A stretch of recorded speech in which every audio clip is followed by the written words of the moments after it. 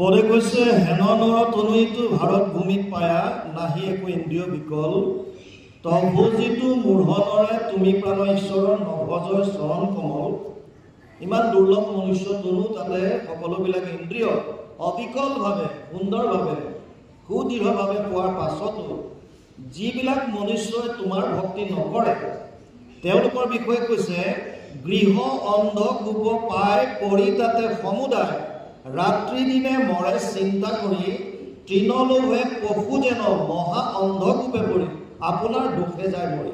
যেনেকৈ ঘাঁহ বনৰ কথা চিন্তা কৰি অন্ধকাৰ কূপ বা কুঁৱা এই পশু পক্ষীবিলাক মৰি আছে কেৱল খোৱাৰ চিন্তা কৰি, তেনেকৈ মানুহবিলাকো মনুষ্যই তোমাৰ চৰণ কমল চিন্তা নকৰি যদি কেৱল সংসাৰ সংসাৰ সংসাৰ খোৱা বোৱাৰ চিন্তাতে কৰি আহাৰ নিদ্ৰা ভয় আৰু মৈথুন এই চাৰিটাতে যদি লাগি থাকে আৰু তেতিয়া কি হ'ব, নিজে নিজে তেওঁলোক ধ্বংস হ'ব।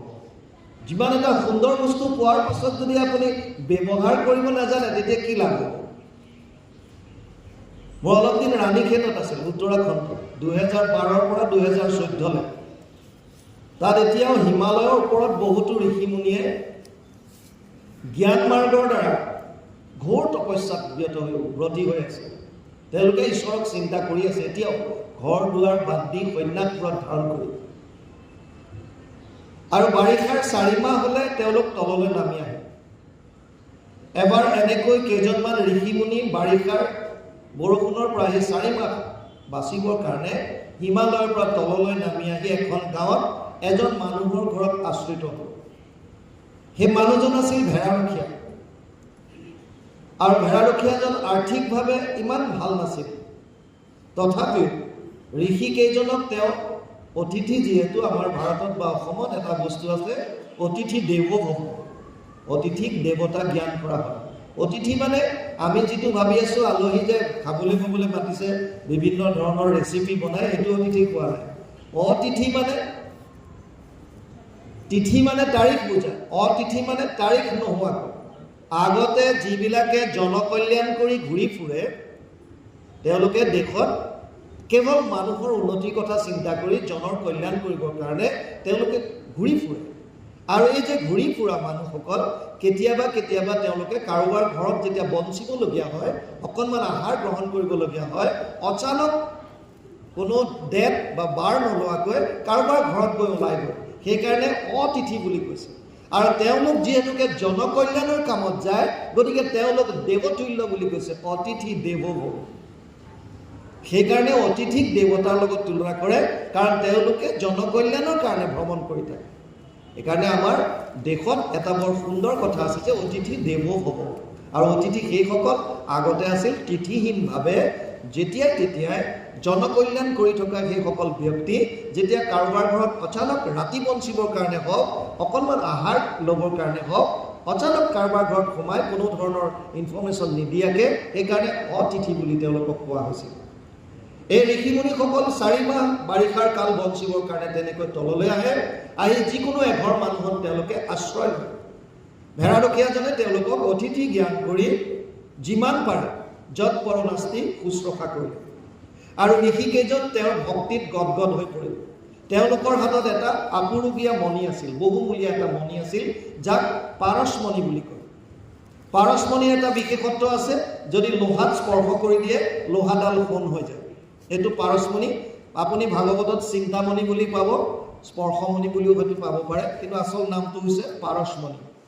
ইয়াৰ বিশেষত্ব লোহাত স্পৰ্শ কৰিলে লোহাডাল সোণ হৈ যায়। আপোনালোকে চিন্তা নকৰিব মোৰ হাতত নাই সেইটো মণি, সেই ঋষিসকলৰ হাতত আছিল। আৰু তেওঁলোকে যোৱাৰ সময়ত ভেড়াৰখীয়াটোক ক'লে যে তোমাৰ শুশ্ৰূষাত আমি সন্তুষ্ট হৈছোঁ, এইটো পাৰসমণি তুমি এবছৰৰ কাৰণে ব্যৱহাৰ কৰা। আৰু ভেড়াৰখীয়াটোৱে একদম সন্মানে মণিটো ল'লে।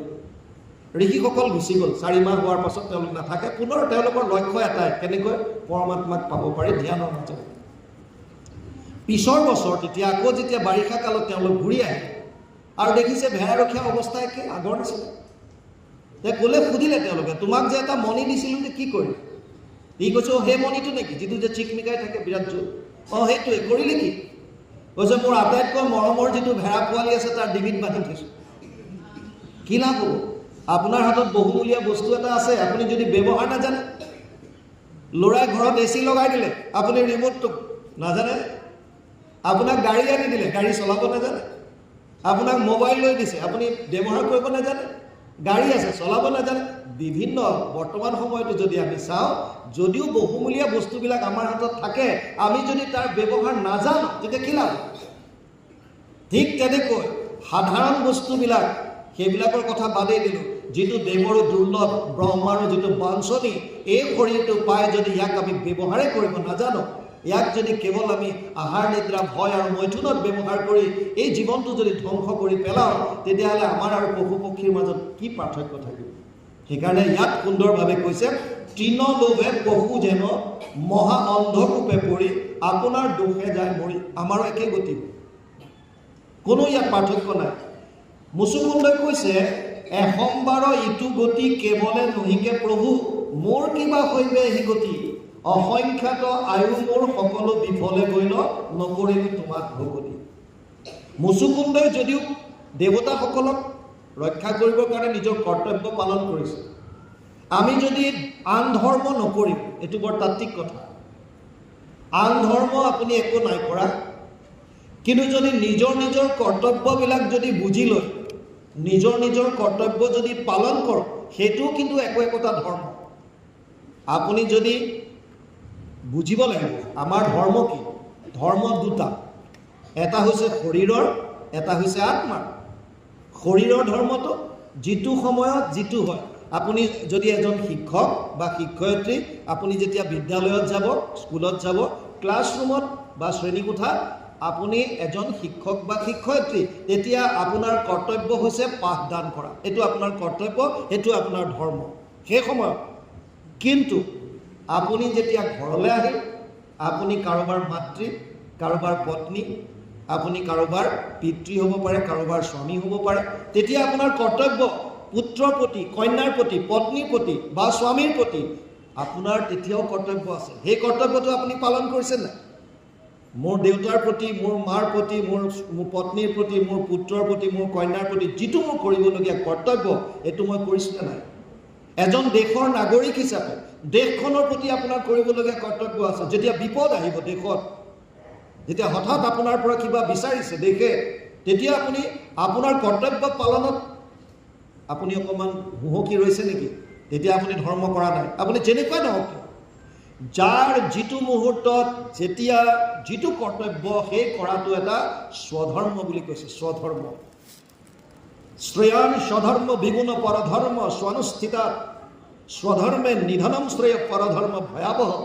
3য় অধ্যায় 35 নম্বৰ শ্লোক গীতা। যিটো নিজৰ ধৰ্ম, নিজৰ কৰ্তব্য, সেইটো কৰাটো উচিত। গীতাত ভগৱান কৃষ্ণই সেইটো অৰ্জুনক বাৰে বাৰে কৈছে। কিন্তু এই যিখিনি উদাহৰণ মই দিছোঁ, এইখিনি শৰীৰৰ ধৰ্ম, শৰীৰৰ। আত্মাৰো এটা নিজস্ব ধৰ্ম আছে। আত্মাৰ ধৰ্ম কি? আত্মাৰ ধৰ্ম হৈছে পৰমাত্মাক লগ পোৱা। এটাই ধৰ্ম আত্মাৰ, এই মূললৈ যাব বিচাৰিছে, পৰমাত্মাক কেনেকৈ পাম। তাৰ কাৰণে আপোনাক 5টা জ্ঞানেন্দ্ৰিয় দিছে, 5টা কৰ্মেন্দ্ৰিয় দিছে, মন বুদ্ধি দিছে। গতিকে আপুনি ইয়াৰ সহায়ত 5টা জ্ঞানেন্দ্ৰিয়, 5টা কৰ্মেন্দ্ৰিয় আৰু মন বুদ্ধিৰ সহায়ত কেনেকৈ ঈশ্বৰৰ ওচৰলৈ যাব পাৰোঁ, এইটো আপোনাৰ এটা ধৰ্ম, এইটো আত্মাৰ ধৰ্ম। ইয়াৰ পৰা আপুনি হাত সাৰিব নোৱাৰে। সেই ধৰ্মটো আপুনি পালন কৰিব লাগিব। যদি আমি সেইটো পালন নকৰোঁ, তেতিয়াও নহ'ব। আৰু ভগৱান কৃষ্ণই যদিও অৰ্জুনক প্ৰথমতে স্বধৰ্ম, স্বভাৱজাত ধৰ্ম এইবিলাক যদিও কৈ গৈছে, শেষত কিন্তু এটা কথা ক'লে, সৰ্বধৰ্মান পৰিত্যজ্য মাম একম শৰণম ব্ৰজ অহম ত্ব সৰ্ব পাপেভ্যো মোক্ষয়িষ্যামি মা শুচ। 8শ অধ্যায় 66 নম্বৰ শ্লোক গীতা। এই অৰ্জুন, সৰ্বধৰ্ম এৰি এক শৰণ সাক্ষাৎ, সুদৃঢ় বিশ্বাসে সখী লৈ কোৱা মাত, নকৰিব ভয় হেৰা কৰো অংগীকাৰ, সমস্ত পাপত মই কৰিব নিস্তাৰ। হে অৰ্জুন, চব বাদ দিয়া, মোৰ ওচৰত আহা। আৰু যদি তেনেকুৱা কৰোঁতে বাকী ধৰ্ম তুমি বাদ দিয়াত যদি কিবা তোমাৰ পাপো হয়, মোৰ ওচৰলৈ অহাৰ কাৰণে যদি শাৰীৰিক কিবা কৰ্তব্য কৰাত তুমি বিফলো হৈছা, মোৰ ওচৰলৈ আহিবৰ কাৰণে, তেতিয়াও তোমাৰ যদি কিবা পাপ হোৱা বুলি তুমি ভয় কৰিছা, তুমি চিন্তা কৰিব নালাগে, মই তোমাক উদ্ধাৰ কৰিম, অংগীকাৰ কৰিছোঁ, প্ৰতিজ্ঞা কৰিছোঁ মই। এই ভগৱান কৃষ্ণই ইমানখিনি আমাক কৈ গৈছে শাস্ত্ৰৰ উত্তম গীতা ভাগৱতত। কিন্তু আমি অকল শুনি থাকি পেলাই যদি আচৰণত যদি বস্তুটো নানো, তেতিয়াহ'লে তাৰ পৰা বিশেষ লাভ নহয়। সেইকাৰণে আপুনি কিমান জানে এইটো ডাঙৰ কথা নহয়। নালাগে ভক্তিত দেৱ দ্বিজ ঋষি হৈবে, নালাগে সমৃদ্ধ শাস্ত্ৰ বিস্তৰ জানিবে, তপ জপ যজ্ঞ দান হবে বিড়ম্বন, কেৱল ভক্তিত তুষ্ট সন্ত নাৰায়ণ। কেৱল ভক্তি, আৰু ভক্তি আপোনাৰ ভাৱত নিহিত হৈ আছে। ভক্তি মানে প্ৰেম, ভাল পোৱা। কাক? সমস্ত ভূতত ব্যাপী আছো মই হৰি, সবাকো মানিবা তুমি বিষ্ণু বুদ্ধি কৰি। সমস্ত প্ৰাণীৰ প্ৰতি প্ৰেম ভাৱ, এইটোৱে আপোনাৰ ভক্তি, এইটোৱে আপোনাৰ ধৰ্ম। ইয়াত এতিয়া মুচুকুন্দই কৈছে যে মোৰ যেতিয়া বল আছিল তেতিয়া মই তোমাৰ কথা চিন্তা নকৰি মই বেলেগ বেলেগ কৰ্মত থাকিলোঁ। কিন্তু তেওঁ নিজৰ কৰ্তব্য কৰি আছে, কাক? দেৱতাসকলক ৰক্ষা কৰি। হ'লেও তেওঁ ভাবিছে তোমাৰ কথা হয়তো চিন্তা নকৰিলোঁ, মই মোৰ কৰ্তব্য কৰি থাকোঁতে গ'ল। আৰু কি কৈছে? মহাৰংগে মদ গৰ্বে অন্ধ কৰিলে মুখ, দেহাকে মানিলো আত্মা কৰি, পুত্ৰ ভাৰ্যা ধন মাত্ৰ, সপনতো চিন্তিলো দুষ্টৰ চিন্তাৰ মাজে পৰি। মই মোৰ দেহাটোকে আত্মা বুলি ভাবি থাকিলোঁ। তাৰমানে মই কোন?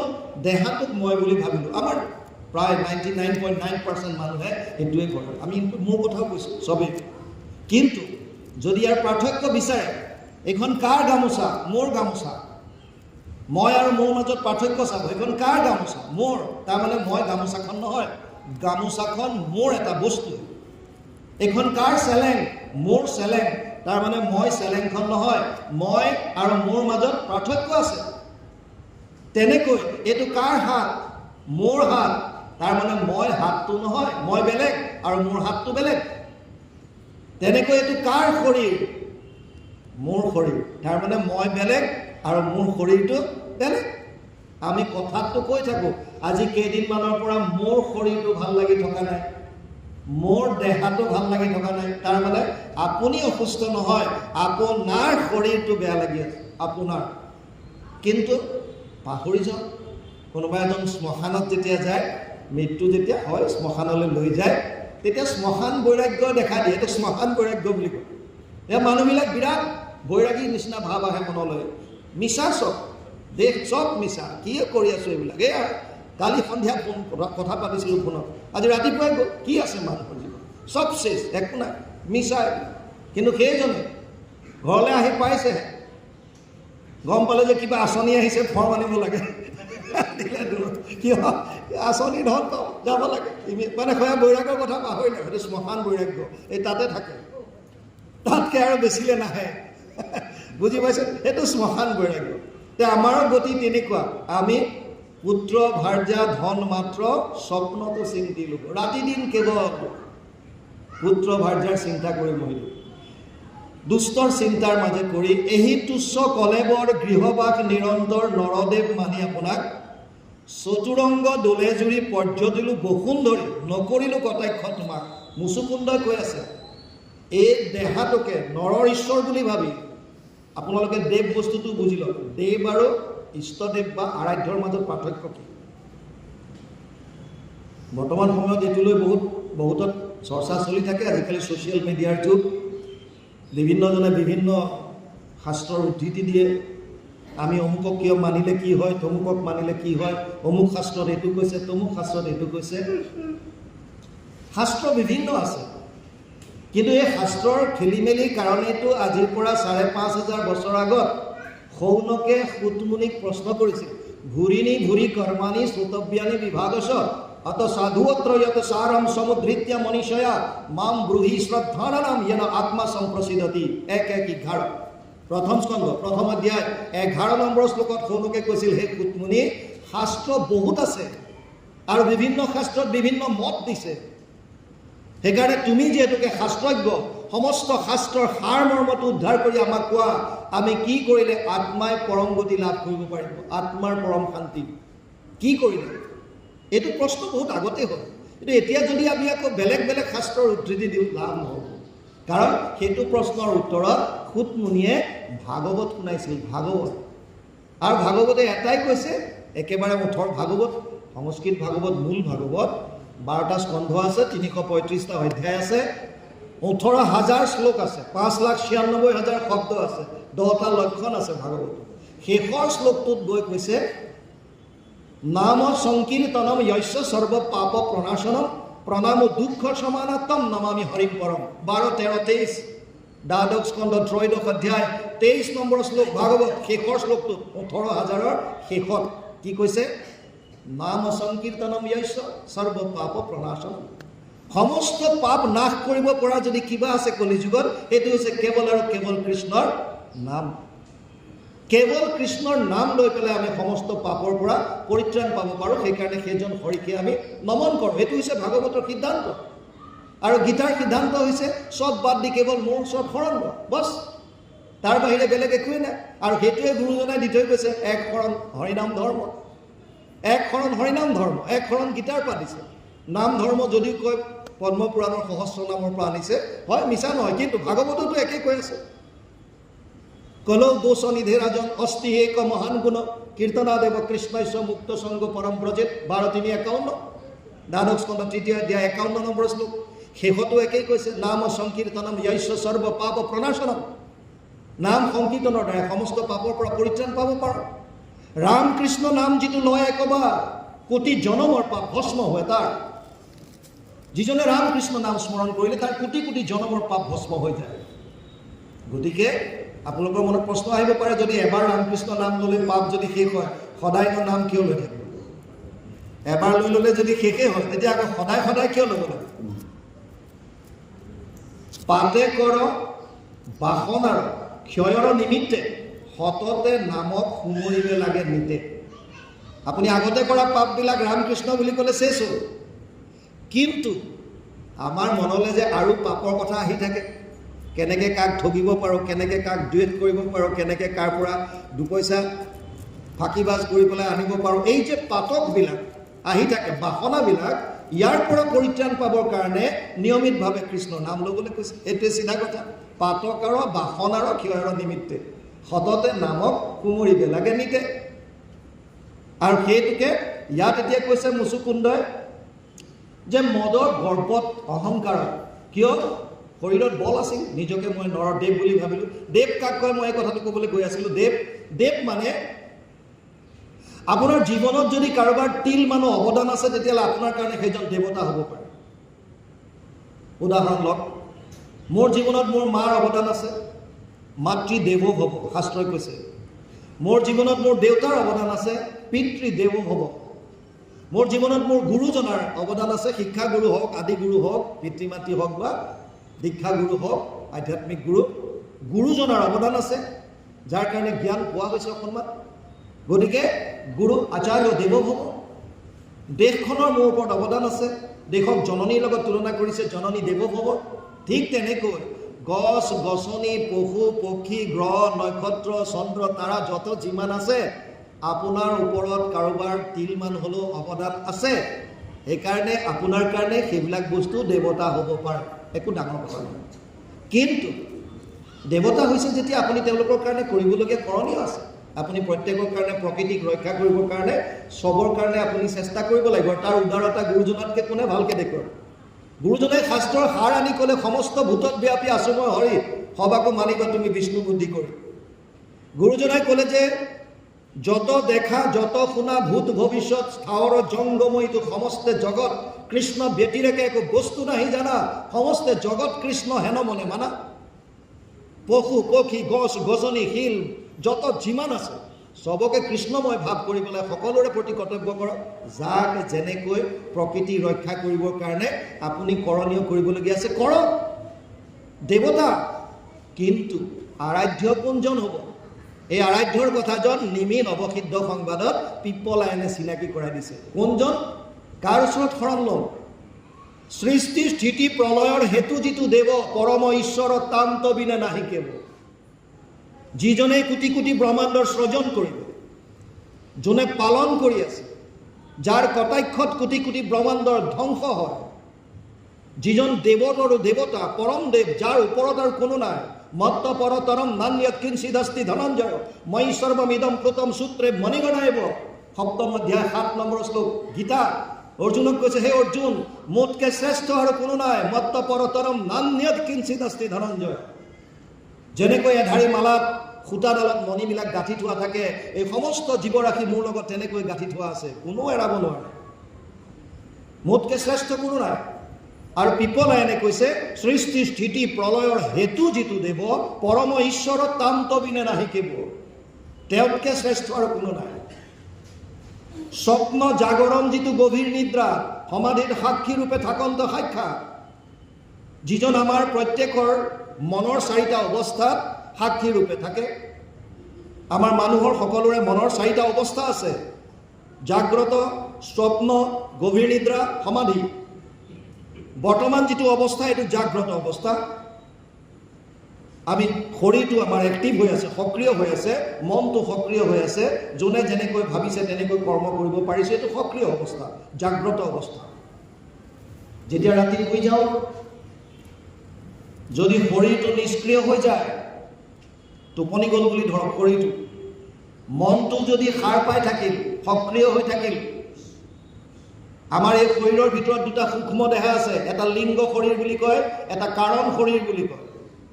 এই লিংগ শৰীৰৰ লগত মনটোৱে বিভিন্ন ঠাইত ভ্ৰমণ কৰে, অৰ্থাৎ মনলৈ বিভিন্ন চিন্তা আহি থাকে। সেই বস্তুখিনিক আমি সপোন দেখা বুলি কওঁ, স্বপ্ন বুলি কওঁ।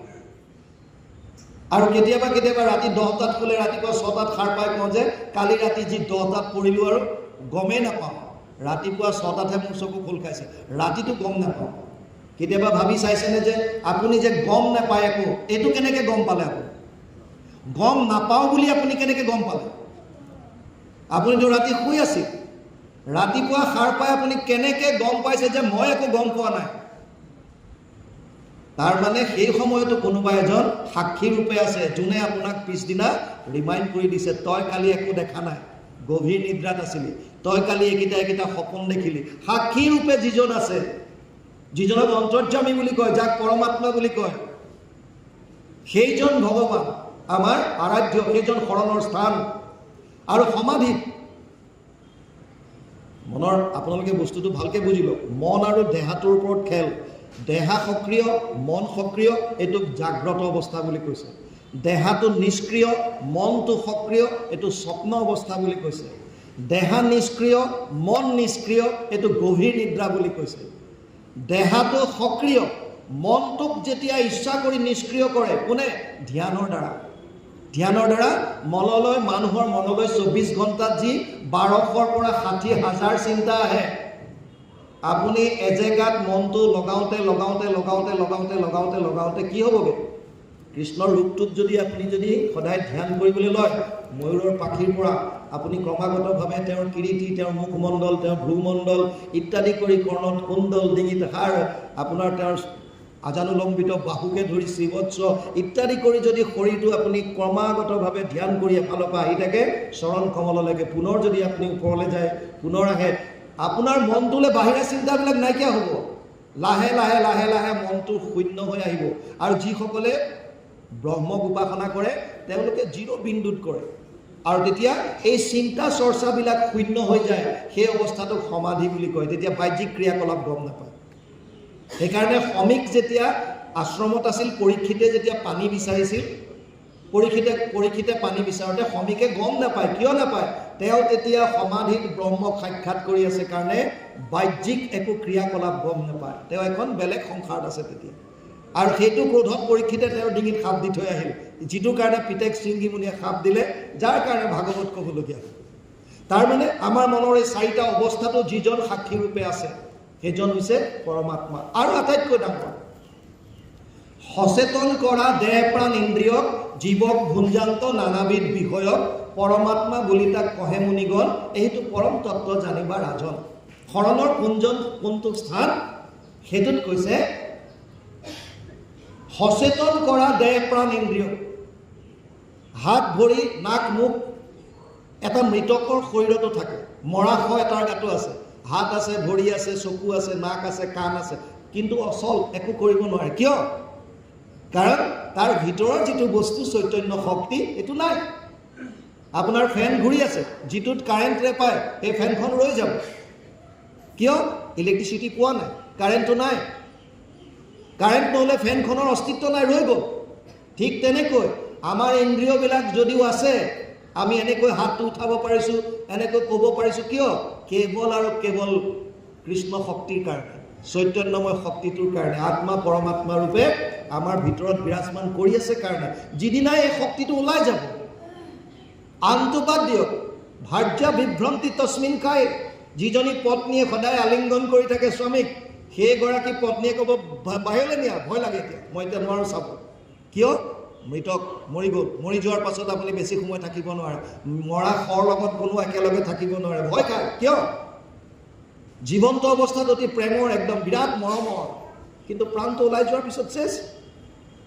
এই যে সচেতন কৰি ৰাখিছে ইন্দ্ৰিয়ক, যাৰ কাৰণে আমি বিষয়বিলাক ভোগ কৰিব পাৰিছোঁ, যিজনে আমাৰ চাৰিওটা মনৰ অৱস্থাত অন্তৰ্যামী ৰূপে থিয় দি আছে, যিজনে কোটি কোটি ব্ৰহ্মাণ্ডৰ সৃজন কৰিছে, পালন কৰিছে আৰু সংহাৰ কৰিছে, সেইজন আমাৰ শৰণৰ স্থান, সেইজন হৈছে পৰম আৰাধ্য, সেইজন হৈছে পৰম দেৱ। সেইকাৰণে দেৱতাৰ কথাটো এতিয়া এওঁ কৈছে, মুচুকুন্দই কৈছে, মহাৰংগে মদগৰ্বে অন্ধ কৰিলে মোক, দেহাক মানিলোঁ আত্মা কৰি। মই দেহাটোকে আত্মা বুলি ভাবিলোঁ, পুত্ৰ ভাৰ্যা ধন মাত্ৰ সপনতো চিন্তিলোঁ, দুষ্টৰ চিন্তাৰ মাজে পৰি। কেৱল পুত্ৰ কন্যাৰ কথা, স্বপ্নটো মোৰ সেইটোৱে কথা, মানে দিন ৰাত এইটো বুজাব গৈছে। এহি তুচ্ছ কলেবৰ গৃহবাস নিৰন্তৰ, নৰদেৱ মানি আপোনাক চতুৰংগ দোলে জুৰি, পৰ্যতিলো বসুন্ধৰি নকৰিলোঁ কটাক্ষ তোমাক। চতুৰংগ সেনা সাজি লৈ, মোৰ বল আছে, মোৰ দৰ্প আছে, মোৰ টকা আছে, মোৰ ধন আছে, মোৰ পাৱাৰ আছে, পলিটিকেল পাৱাৰ হওক যি হওক, গজেন্দ্ৰৰ দৰে। যেতিয়া আমাৰ শক্তি থাকে, পাৱাৰ থাকে, তেতিয়া আমি কাহাকো বনাই নাহে। মোৰ সন্মুখত যায়, এইবাৰ আঁতৰি যাক, ৰাস্তা দিব লাগিব, আপুনি আঁতৰি দিব লাগিব। কিয়? মোৰ শক্তি আছে। গজেন্দ্ৰৰ যেতিয়া পাৱাৰ আছিল, লগত যেতিয়া গোটেই হস্তিনী বেঢ়ি আহে, তেতিয়া বন্য জন্তু দূৰতে পলায় আৰু গোটেই বন ভাঙি চিঙি চুৰমাৰ কৰি যায়। কিন্তু যেতিয়া হ্ৰদত সোমাল, গ্ৰাহে যেতিয়া টানিলে, তাৰপিছত লগৰবিলাক কিমান সময়লৈকে থাকিল? আপোনাৰ চাইডে বাৰে মানুহ তেতিয়ালৈকে থাকিব যেতিয়ালৈকে তেওঁলোকৰ বেনিফিট হৈ থাকিব। ই সত্য। যিদিনাই আপোনাৰ পৰা লাভটো নাইকিয়া বুলি গম পাব, এইটোৰ লগত থাকি আৰু লাভ নাই, সেইদিনা আপোনাক চবেই এৰি দিব, চবেই এৰি দিব আপোনাক।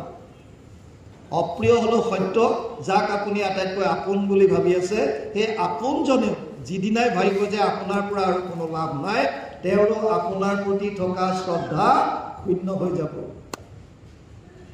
আগৰ যিটো শ্ৰদ্ধাত আপোনাৰ প্ৰতি আছিলে, সেই গোটেইখিনি নাইকিয়া হৈ যাব।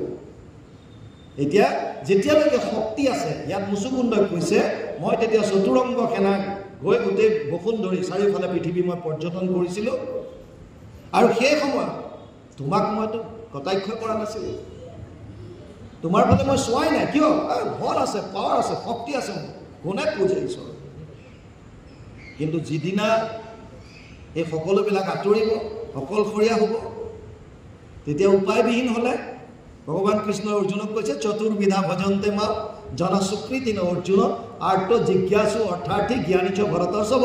সপ্তম অধ্যায় 16 নম্বৰ শ্লোক গীতা।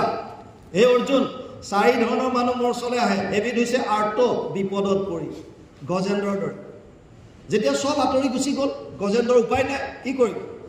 যাৰ ওপৰত ভিত্তি কৰি ইমান দিন দপদপাই ফুৰিছিলোঁ, এই পুত্ৰ কন্যা পত্নী যিমান আছিলে, সেনা চব আঁতৰি দিলে। তেতিয়া উপায়ন্তৰ হৈ সুৰডালে যি পালে, পদুম ফুল এপাহ ত্ৰাহি হৰি বুলি শৰণ ল'লে। উপায় নাই, বিপদত পৰি। যেতিয়া কোনো ফালৰ পৰা আপুনি সহায় নাপাওঁ বুলি ভাবিব, বাধ্যত পৰি, বিপদত পৰি ঈশ্বৰৰ ওচৰত শৰণ লয়, এইবিলাক হৈছে আৰ্ত।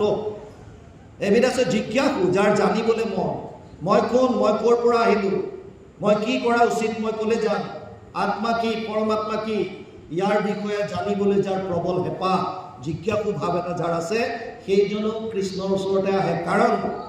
কাৰণ কেৱল আৰু কেৱল কৃষ্ণইহে সৰ্বজ্ঞ। বাকী যিমান আছে হয়তো অল্পজ্ঞ, নহ'লে অজ্ঞ। সমস্ত শৰীৰত বিৰাজমান কৰাজন হৈছে কৃষ্ণ। সেইকাৰণে কোটি কোটি জীৱৰ মনত যি ভাৱ আছে, সেয়া জানিবৰ কেৱল আৰু কেৱল সক্ষম এজনে, সেইজন হৈছে কৃষ্ণ। কাৰণ তেওঁ অন্তৰ্যামী ৰূপে সকলোৰে লগত আছে। উপদ্ৰষ্টা মনু মন্তা চ ভৰ্তা ভোক্তা মহেশ্বৰ পৰমাত্মা ইতি চাপ্যুক্ত দেহে অস্মিন পুৰুষ পৰ। 3 অধ্যায় 22 নম্বৰ শ্লোক গীতা। উপদ্ৰষ্টা হিচাপে, অনুমন্তা হিচাপে, ভৰ্তা হিচাপে, পৰমাত্মা হিচাপে, স্বামী হিচাপে, অন্তৰ্যামী হিচাপে ভগৱান কৃষ্ণ সকলো শৰীৰত আছে। তেওঁ সকলোৰে মনৰ কথা বুজি পায়। গতিকে তেওঁৱেই হৈছে সৰ্বজ্ঞ, যাৰ জানিবলৈ ইচ্ছা ঈশ্বৰৰ ওচৰত আহিব লাগিব। আৰ্ত জিজ্ঞাসু অৰ্থাৰ্থী ধ্ৰুৱৰ দৰে। ধ্ৰুৱই সিংহাসনৰ লোভত গৈছিল কৃষ্ণক আৰাধনা কৰিব।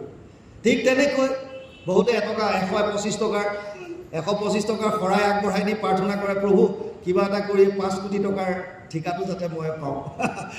শৰাই দিছে 125 টকাৰ ঘোষ।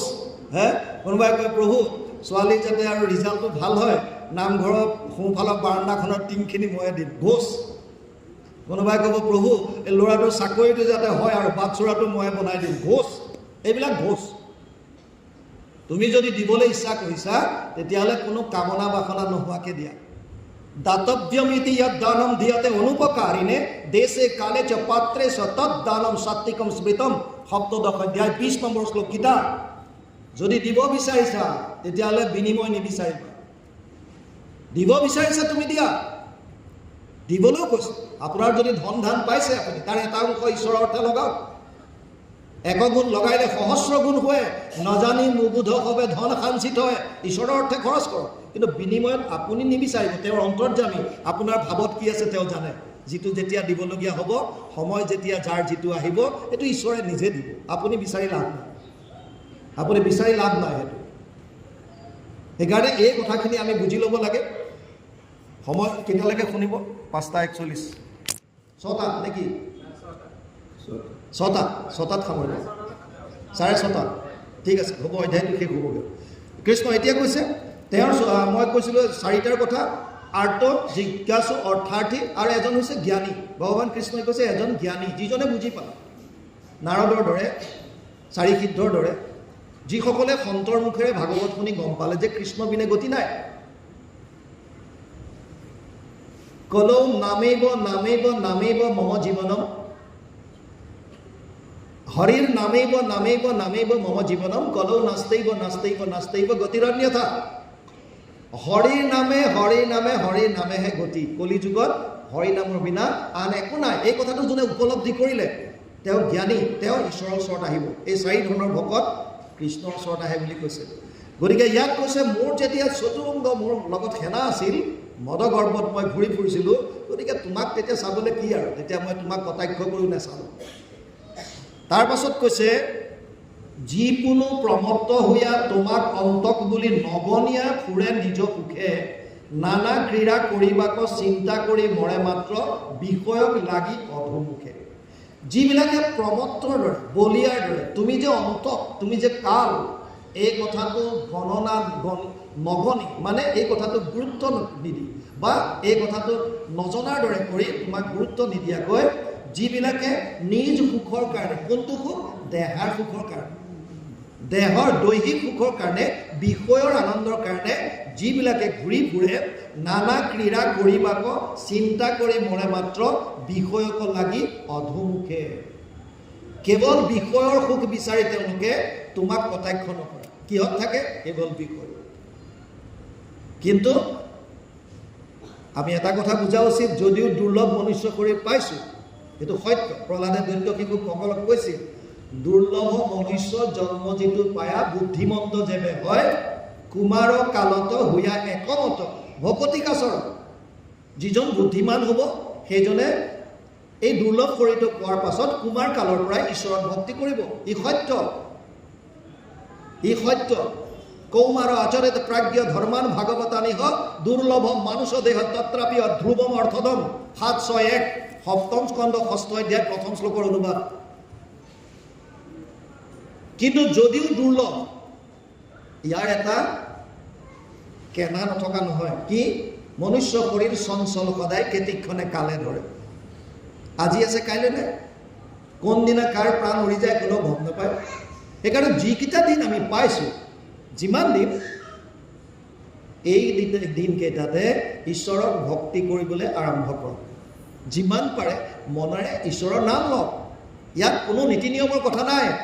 হৰি নাম কীৰ্তনত নাহি স্থান কাল পাত্ৰ নিয়ম সংযম একো বিধি। আপুনি লেট্ৰিনত বহি থাকোঁতেও কৃষ্ণ কৃষ্ণ কৈ থাকিব পাৰে, কোনো দোষ নাই। আপুনি নাম লওক, কেৱল কৃষ্ণক স্মৰণ কৰক।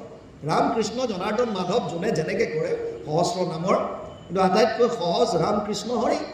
উচ্চাৰণ কৰিবলৈও ভাল লাগে, বাৰে বাৰে শুনি থাকিবলৈ মন যাব। যিমান পাৰে কৰি থাকক, লৈ থাকক। ইয়াত কৈছে তাকে নকৰি পেলাই তুমি অপ্ৰমত্ত শুয়া। তাৰপিছত কৈছে কি নানা ক্ৰিয়া কৰিবাক চিন্তা কৰি মৰে মাত্ৰ বিষয়ক লাগি অধুমুখে। সেইজনৰ কি হয় এতিয়া? তুমি অপ্ৰমত্ত শুয়া মাৰা তাক ছিদ্ৰ ছায়া কৈতো এৰাইবাক তাৰ বাপে লহ লহ জিহ্বা কৰি ইন্দুৰক চুম্পি ধৰি একৈ তিলে মাৰে যেন সাপে। যেনেকৈ সৰ্পই চুপ লৈ থাকে আৰু ইন্দুৰক পালে নিগনিক পালে একে চুপে যেনেকৈ ধৰে, তেনেকৈ তুমি ছিদ্ৰ চাই থাকা। এজন ৰজাৰ 4জনী পত্নী।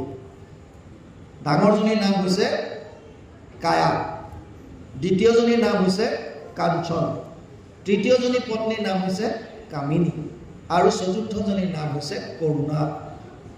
ৰজাই আটাইতকৈ বেছি মৰম কৰে কায়াক, ডাঙৰজনী পত্নী। ৰজাজন আছিল শক্তিশালী। এই চতুৰংগ সেনা সাজি দলে গলে যিমান ৰাজ্য য'ত যি জয় কৰি আনে, ধন সোণ লুটি আনে। আগৰ ৰজাবিলাকে কিয় ৰাজ্য জয় কৰে? এখন ৰাজ্যৰ পৰা গৈ বেলেগ এখন ৰাজ্য জয় কৰি পেলাই তাৰ ধন সোণ য'ত যিমান ভাল ভাল বস্তু আছে এইবিলাক লৈ আহে আৰু সেইখন ৰাজ্যৰ ওপৰত আধিপত্য কৰে। তেওঁলোকে টেক্স দিবলগীয়া হয়, ৰেভিনিউ পে' কৰিবলগীয়া হয়। এই ধন টকা পইচা যিমানবিলাক কাঢ়ি আনে, এইবিলাক আনি কেৱল কায়াক দিয়ে। কায়াক খুব সজোৱা পৰোৱাত বিৰাট ভাল পায়। কায়াজনীক মানে সুন্দৰকৈ কাপোৰ কানি অহা অলংকাৰ পিন্ধাই খুব ধুনীয়াকৈ ৰাখিব বিচাৰে। আৰু এইকাৰণে বেলেগ বেলেগ দেশত গৈ অত্যাচাৰ কৰি হ'লেও যেনেকৈ হওক ৰাজ্য জয় কৰি ধন টকা পইচা আনে। কাঞ্চন দ্বিতীয়গৰাকী পত্নী কেতিয়াবা কোনোবা ৰাজহুৱা অনুষ্ঠান প্ৰতিষ্ঠানত যেতিয়া যায়, তেতিয়া কাঞ্চনকো লগত লৈ যায়। দ্বিতীয়গৰাকী পত্নীক লগত নিয়ে কাঞ্চন। আৰু মিতিৰ কুটুমৰ ঘৰত কিবা হ'লে তেতিয়া কামিনীকো লগত নিয়ে। কিন্তু একেবাৰে ৰজাৰ চাবলৈ সময় নাই বা চাব নিবিচাৰে কাক? একেবাৰে সৰু পত্নীক কৰুণাক। কৰুণাৰ প্ৰতি তেওঁৰ একেবাৰে নাই, কটাক্ষ কৰি নাচায়। কিন্তু যিমানেই বীৰ নহওক কিয়, জাতস্য হি ধ্ৰুৱ মৃত্যু ধ্ৰুৱ জন্ম মৃতস্য চ তস্মাৎ অপৰিহাৰ্য অৰ্থে না ত্বম সূচিতুম অৰ্হসি। 2য় অধ্যায় 27 নম্বৰ শ্লোক গীতা। অৰ্জুনক কৈছে, হে অৰ্জুন, জন্ম ল'লে মৃত্যু নিশ্চিত, কোনো হাত সাৰিব নোৱাৰে। জন্ম হ'লে মৃত্যু নিশ্চিত, আৰু মৃত্যু যাৰ হয় তাৰ পুনৰ জন্ম নিশ্চিত। যদি সি মুক্তি নাপায় আকৌ আহিব লাগিব। পুনৰপি জননম পুনৰপি মৰণম পুনৰপি জননী জঠৰে শয়নম। আহিবই লাগিব, কোনো হাৰি যাব নোৱাৰে। ৰজাজনেও গম পালে যে মোৰো মৃত্যু আহিব নোৱাৰে। নৰ্মেল যিবিলাক মানুহ, যিবিলাক নৰ্মেলি যাৰ মৃত্যু হয়, তেওঁলোকে এটা বয়সত গম পায় যে মই আৰু বেছি দিন জীয়াই নাথাকোঁ। আৰু যিদিনা মৃত্যু হয় আগজননী হিচাপে তেওঁলোকে গম পায়। সেইকাৰণে নিজৰ বুলি যাক ভাবি আছে আপোনজনক তেওঁলোকে কয়, অমুকক মাতি দে, পেহীৰক মাত, ছোৱালীজনীক মাত, এই ল'ৰাটোক মাত। তাৰমানে গম পায় ভিতৰৰ পৰা কিবা এটা যে মই আৰু বেছি সময় নাথাকোঁ। ৰজাজনেও গম পালে যে মোৰ আৰু মৃত্যু একদম ওচৰত, মই আৰু বেছি সময় জীয়াই নাথাকোঁ। ৰজা বিৰাট ভয়ভীত হৈছে, অতি ভয় খাইছে। ৰজাই ডাঙৰগৰাকী পত্নীক মাতিলে, কায়া, মোৰ জীৱন্ত কালত মই তোমাৰ কাৰণে যত যিমান ধন সোণ আনো চব তোমাৰ লগত খৰচ কৰিলোঁ। আৰু আজি মই অনুভৱ কৰিছোঁ, উপলব্ধি কৰিছোঁ যে মোৰ মৃত্যু একদম সন্মুখত, মই খুব কম সময়ৰ কাৰণে আছোঁ। কায়া, তুমি মোৰ লগত যাবানে? মই অকলে যাবলৈ ভয় কৰিছোঁ। কায়াই ক'লে, এইটো অসম্ভৱ, তোমাৰ মৃত্যু আহিছে, তুমি যোৱা, মইতো যাব নোৱাৰোঁ। ডাইৰেক্ট মানা কৰি দিলে। ৰজাই খুব দুখ পালে। যিগৰাকী পত্নীৰ কাৰণে গোটেই জীৱনটো কষ্ট কৰিলে, আন দেশক অন্যায়ভাৱে কৰি ধন সংগ্ৰহ কৰিলে, আৰু সতেৰ বদ্ধ কাম ক্ৰোধ পৰায়ণ ইহন্তে কাম ভোগাৰ্থম অন্যায়ন অৰ্থ সঞ্চয়। 8ম অধ্যায় 12 নম্বৰ শ্লোক। অৰ্জুনক কৈছে, আশাৰ পাশত বন্দী হৈ মানুহে অন্যায়ৰ দ্বাৰা হ'লেও অৰ্থ সঞ্চয় কৰে। কিয়? এই কায়াৰ দৰে পত্নীক সজাই পৰাই ৰাখিবলৈ, ভাল পোৱাবিলাকক, আপোনবিলাকক। আৰু ৰজাই কৈছে, তোমাক সুন্দৰভাৱে ধন টকা পইচা অলংকাৰ কাপোৰ কানি বস্ত্ৰ মই সুন্দৰভাৱে তোমাক ৰাখিবৰ কাৰণে গোটেই অন্যায়ভাৱে ধন টকা পইচা ঘটিলোঁ আৰু আজি তুমি একে আশাৰে কৈ দিলা মোৰ লগত যাব নোৱাৰো বুলি। কাঞ্চনক মাতিলে, কাঞ্চন শুনিছা বাইদেউৰ কথা, ইমান মৰম কৰোঁ তোমালোকতকৈ বেছি, কিন্তু আজি মোক ক'লে যে মই মৃত্যুত তোমাৰ লগত নাযাওঁ। কাঞ্চন তুমি যাবানে? কাঞ্চনে ক'লে মহাৰাজ মইতো আপোনাৰ মৃত্যুলৈ কেৱল বাট চাই আছোঁ। মানে আপোনাৰ যি সময়ত মৃত্যু হ'ব মই বেলেগলৈ পলাই গুচি যাম, মই খালি তেতিয়ালৈ বাট চাই আছোঁ, কেৱল আপোনাৰ প্ৰাণটো কেতিয়া ওলাই যায়। ইফালে আপুনিও শেষ, ইফালে মই বেলেগলৈ পলাই যাম। ৰজা আৰু দুখ পালে, কামিনীক মাতিলে। কামিনী, দুইজনী বায়েৰাৰ কথা শুনিছা, ইমান মৰম কৰিছিলোঁ, তোমাতকৈ বেছি গুৰুত্ব দিছিলোঁ, দুইজনী নাযাওঁ বুলি ক'লে। কামিনীক ক'লে তুমি যাবানে? বোলে যাম, কিন্তু শ্মশানলৈকে। ইফালে আপোনাক চিতাত উঠাব, মই বাট ল'ম। সেইটো কি যোৱা হ'ল? এইটো মোৰ লগত যোৱা নহ'ল নহয়। বোলে মই কিমানটোহে পাৰিম আৰু শ্মশানলৈকে যাব পাৰিম। এতিয়া কৰুণাক কেনেকৈ সোধে? কাৰণ জীৱন্ত অৱস্থাত কৰুণাৰ ফালে চকু তুলি চোৱাই নাই, গতিকে কৰুণাক কেনেকৈ মাতিব, কেনেকৈ সুধিব মোৰ লগত যাবানে বুলি। কিন্তু কৰুণা নিজে নিজে আগবাঢ়ি আহিল আৰু আহি ক'লে হে স্বামী, হে মহাৰাজ, এবাৰ মোক সুধি চাওক, কিজনী মই যাওঁ। ক'লে মই কেনেকৈ সুধিম, মোৰ জীৱিত অৱস্থাত তোমাক কোনোদিন মই মৰমৰ মাত এষাৰি দি নাপালোঁ, তোমাৰ নামটো উচ্চাৰণ কৰি নাপালোঁ, তোমাৰ ফালে মই চাই নাপালোঁ, গতিকে এই সময়ত মই কেনেকৈ ক'ম তোমাক তুমি মোৰ লগত যাবানে। কৰুণাই ক'লে মহাৰাজ আপুনি মোক নিবিচাৰিব পাৰে, আপুনি মোক নামাতিব পাৰে, কিন্তু মই আপোনাক এৰিব নোৱাৰোঁ, মই আপোনাৰ লগত যাম। কোনে কায়া, কোনে কাঞ্চন, কোনে কামিনী, কোনে কৰুণা? কায়া হৈছে আমাৰ শৰীৰটো। এই শৰীৰটো সজাব পৰাবৰ কাৰণে আমি অন্যায়ৰ দ্বাৰা হ'লেও ধন সংগ্ৰহ কৰাত লাগিছোঁ। এই শৰীৰটোৰ ইন্দ্ৰিয়বিলাকক সুখত ৰাখিবৰ কাৰণে আমি বিভিন্ন ধৰণৰ ঠগ প্ৰবঞ্চনা ইত্যাদি কৰি ধন সংগ্ৰহ কৰি আছোঁ। কিন্তু যেতিয়া মৃত্যু হ'ব এই শৰীৰটো আমাৰ লগত নাযায়। ইয়াৰ তিনিটাই শেষ অৱস্থা, বিষ্ঠা, পলু আৰু ছাই। বুদ্ধিজীৱীবিলাকে এই শৰীৰটো মৃত্যু হোৱাৰ পাছত ইয়াক কাটি কুটি পশু পক্ষীক খুৱাই দিয়ে, আৰু যদি খায় পেলাই দিলে, আপুনি পেলাই দিয়া জীৱ জন্তুবিলাক আপোনালোকে দেখে, শগুন চগুন আহি জীৱ জন্তুৱে খায়, খোৱাৰ পাছত কি কৰিব? বিষ্ঠা। যদি পেলাই দিয়ে জীৱ জন্তু চৰাই চিৰিকটিয়ে খালে সেই দেহাটোৰ শেষ পৰিণতি বিষ্ঠা। যদি পুতি থয় তেতিয়াহ'লে পলু, আৰু যদি জ্বলাই দিয়ে তেতিয়াহ'লে শৰীৰৰ শেষ পৰিণতি হৈছে ছাই। গতিকে বিষ্ঠা, পলু আৰু ছাই, এই তিনিটা আমাৰ শৰীৰৰ অৱস্থা। ইয়াক লৈ গতিকে বৰ বেছি চিন্তা নকৰিব, শেষ অৱস্থা চবৰে শেষ। কায়া। দ্বিতীয়জনী হৈছে কাঞ্চন। কাঞ্চনে কি ক'লে? আপোনাৰ মৃত্যুলৈ বাট চাই আছোঁ, আপোনাৰো মৃত্যু হ'ব, মই বেলেগলৈ পলাই যাম। আপোনাৰ মোৰ নামত যিমান ধন টকা পইচা সা সম্পত্তি আছে, এজন মানুহৰ মৃত্যুৰ লগে লগে এই ধন টকা পইচা বেংক বেলেঞ্চ চব কালে গুচি যায়, তেওঁৰ নমিনীলে, উত্তৰাধিকাৰীলৈ ট্ৰেন্সফাৰ হৈ যায়। তাৰমানে যিজন মৃত তেওঁৰ নামত নাথাকে, বেলেগলৈ পলাই যায়। কালে? উত্তৰাধিকাৰীবিলাক। যদি গিৰিয়েক মৰিল পত্নীৰ নামলৈ গুচি আহিল, ল'ৰা ছোৱালীৰ নামলৈ গুচি আহিল, ধন টকা পইচা যত যি আছে। কাঞ্চন। কাঞ্চন মনক বুজায়। তৃতীয়গৰাকী আহিছে কামিনী। কামিনী হৈছে আমাৰ মিতিৰ কুটুম, আপোনজন বুলি যাক ভাবি আছোঁ। এই আপোনবিলাক শ্মশানলৈকে যায়, খুচি কাটি থাকোঁতে বৰ দুখ প্ৰকট কৰে, বেচেৰাটো বৰ ভাল আছিল। কালি সন্ধিয়া কথা পাতিছিলোঁ, বিপদে আপদে বৰ সহায় কৰে, আৰু খুচি কাটি থৈ তাৰ পৰা আহি পালে এইটো শ্মশান বৈৰাগ্য। আৰু ঘৰ আহি পোৱাৰ লগে লগে পত্নী কয়, হে শুনিছা, দিনটো হ'ল আজি চাহ একাপ ভালকৈ খাব পৰা নাই, অলপ চেনি বেছিকৈ দি চাহ একাপ বনাই দিয়ে, চেচ। সেইটো বৈৰাগ্য তাতে চেচ, কামিনী চেচ। কিন্তু কৰুণা হৈছে পৰমাত্মা, ভগৱান, যাৰ বিষয়ে চিন্তা কৰিবৰ কাৰণে জীৱন্ত অৱস্থাত আমাৰ সময় নাই। যিটো মুচুকুন্দই কৈ আছে, আমি জীৱিত অৱস্থাত আমাৰ শক্তি, ধন টকা পইচা, জ্ঞানৰ দৰ্পত দপদপাই ফুৰিছোঁ। কৃষ্ণৰ নাম ল'বলৈ, কৃষ্ণৰ প্ৰতি চাবৰ কাৰণে 24 ঘণ্টাৰ আধা ঘণ্টা 10 মিনিট সময় দিবলৈ আমাৰ সময় নাই। কিন্তু শেষত আত্মাৰ লগত যদি যাবলগীয়া কোনোবা আছে, সেইজন হৈছে পৰমাত্মা, ভগৱান।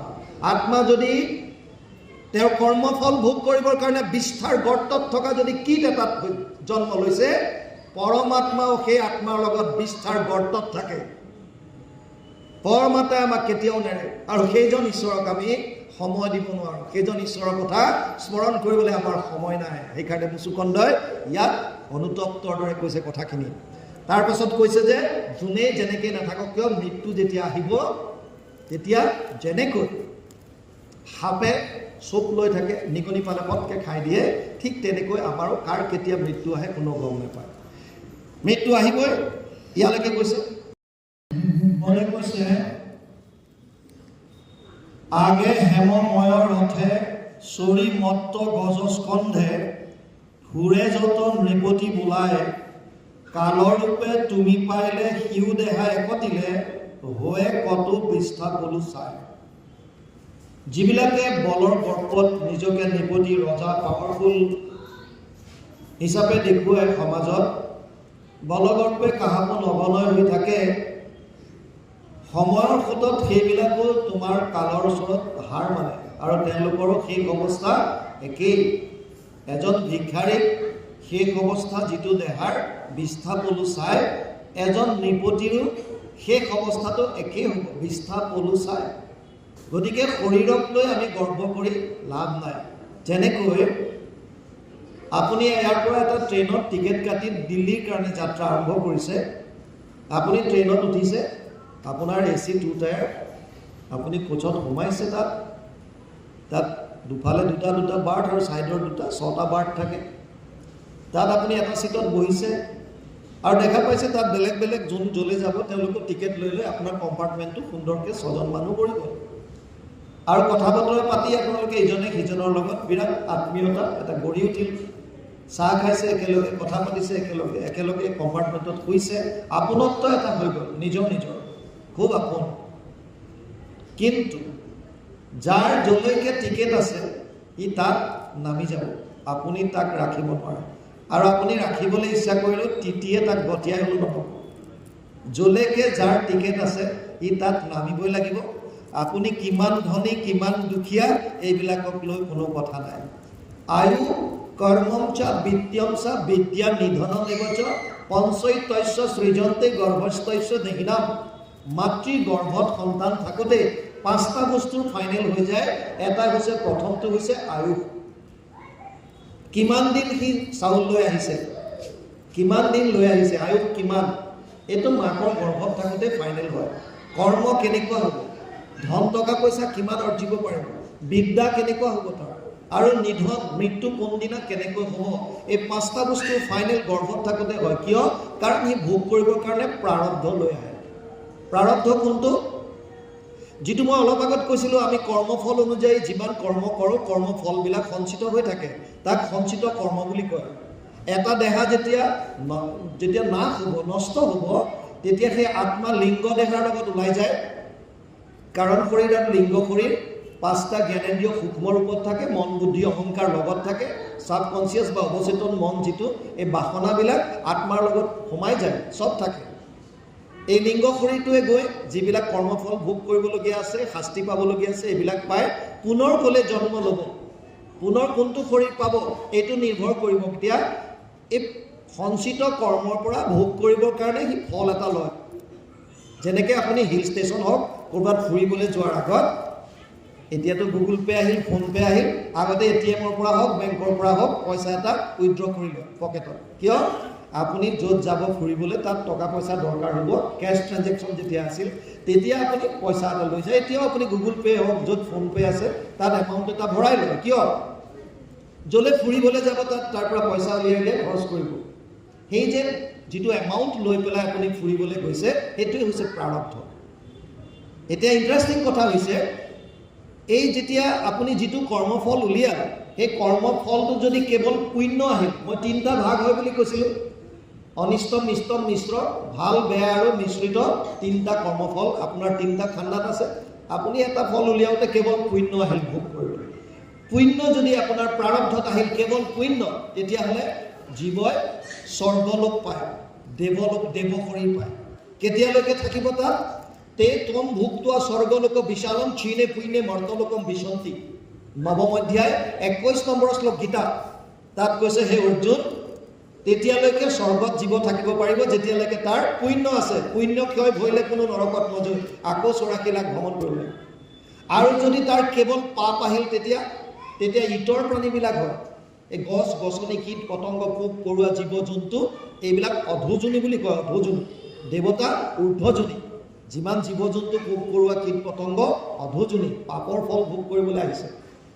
মনুষ্য শৰীৰ কেতিয়া পাব? যেতিয়া মিশ্ৰিত কৰ্ম কৰে, পাপ পুণ্যৰ মিশ্ৰণ যেতিয়া আহিব।